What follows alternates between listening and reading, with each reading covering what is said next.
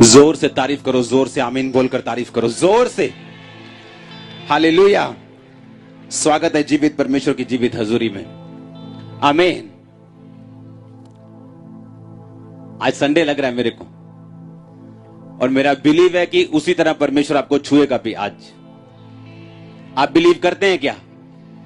क्योंकि जब आज मैं ऑयल के ऊपर प्रार्थना कर रहा था आपको देने के लिए, तो परमेश्वर ने कहा ये ऑयल इनके छुटकारे का और चंगाई का कारण होगा। आज वो जिस भी हिस्से में हो, वो फाइनेंस हो, वो फैमिली हो, वो बॉडी हो, वो स्पिरिट हो, पर आज आप ब्लेस होके वापस जा रहे हो। और वॉलंटियर्स को एक काम करना है, जितने मेन हॉल में बैठे हैं, फ्रंट से शुरू करके आपको 2-2 ऑयल देने, और ओवरफ्लो में नहीं देने। जो लोग जल्दी आए उनको देने। हालेलुया। ताकि जो लोग जल्दी आए उन्हें डबल इनाम मिलना चाहिए। हालेलुया। आप थैंक्स करो कि आप खुदा के घर में हो आज। और आज आप थैंक्स करो कि परमेश्वर ने जो वचन आपके लिए दिया वो आपको जबरदस्त रीति के साथ ब्लेस करने वाला। इसका तीखापन थोड़ा कम करो, तीखापन जो शार्पनेस कम करो। हालेलुया।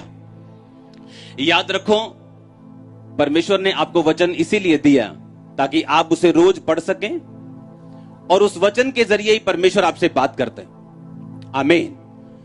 वो आपकी मिनिस्ट्री की ग्रोथ हो, वो आपकी पर्सनल लाइफ की ब्लेसिंग हो, वो आपकी फैमिली की ब्लेसिंग हो, वो आपकी शरीर की ब्लेसिंग हो, वो सेहत हो। बाइबल कहती परमेश्वर अपने वचन के जरिए से ही आपको छूता, आपको छुड़ाता। बाइबल कहती जब इजराइलियों ने परमेश्वर की दुहाई दी, तो परमेश्वर ने अपना वचन अपने दास मूसा को दिया, और उसका वचन लेके गया और लोगों को छुड़ाया। हाँ या ना? वो वचन किसी भी तरह से भेजे, लेकिन करेगा आज आजाद आपको वचन ही। आमीन। और मेरा ये बिलीव है कि परमेश्वर ने इसीलिए आपको वचन दिया, बाइबल दिए, कि जब आप बाइबल को पढ़ें, आपको यह बात मालूम हो कि जितनी घटनाएं, जितने लोग आप बाइबल में पढ़ते हैं, वो आपके फायदे के लिए लिखे हैं। नहीं तो जो घटना 2000 साल पहले हुई, या जो दाऊद की घटना 2000 साल पहले से भी हुई, और अब्राहम 4000-5000 साल पहले जो हुआ, वो बाइबल में लिखने का कोई फायदा नहीं है अगर उसके जरिए परमेश्वर आपसे बात नहीं करना चाहता तो। हालेलुया। बाइबल में लिखने का एक ही मकसद है कि उन वचनों के जरिए आप परमेश्वर को समझ सकें, आप परमेश्वर को जान सकें, आप परमेश्वर के दिमाग को, उसकी नेचर को, उसके स्वभाव को समझ सकें कि कब परमेश्वर ने किस बात पे खुशी प्रकट की, किस बात पे गुस्सा प्रकट किया, किस बात पे आशीष दी, किस बात पर श्राप दिया। हालेलुया। पहला राजा 1 उसकी 5 और 6 आयत को मैं पढ़ूंगा, और उस वचन से मैं शुरू करूंगा।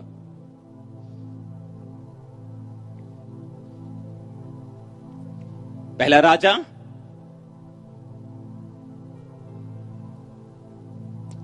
स्क्रीन पे मुझे दिखा नहीं अभी तक। 5 उसकी 6 आयत। जोर से हालेलुया बोलो, जोर से।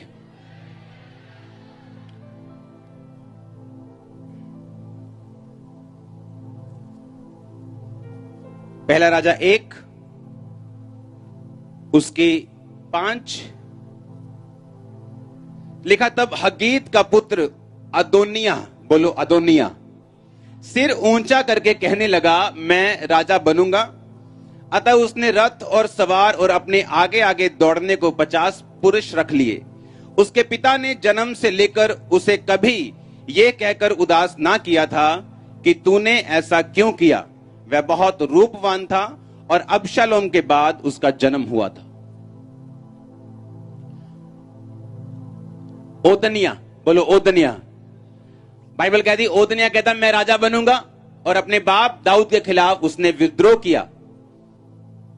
और यहां पर एक बात लिखी, उसे ध्यान से पढ़ो।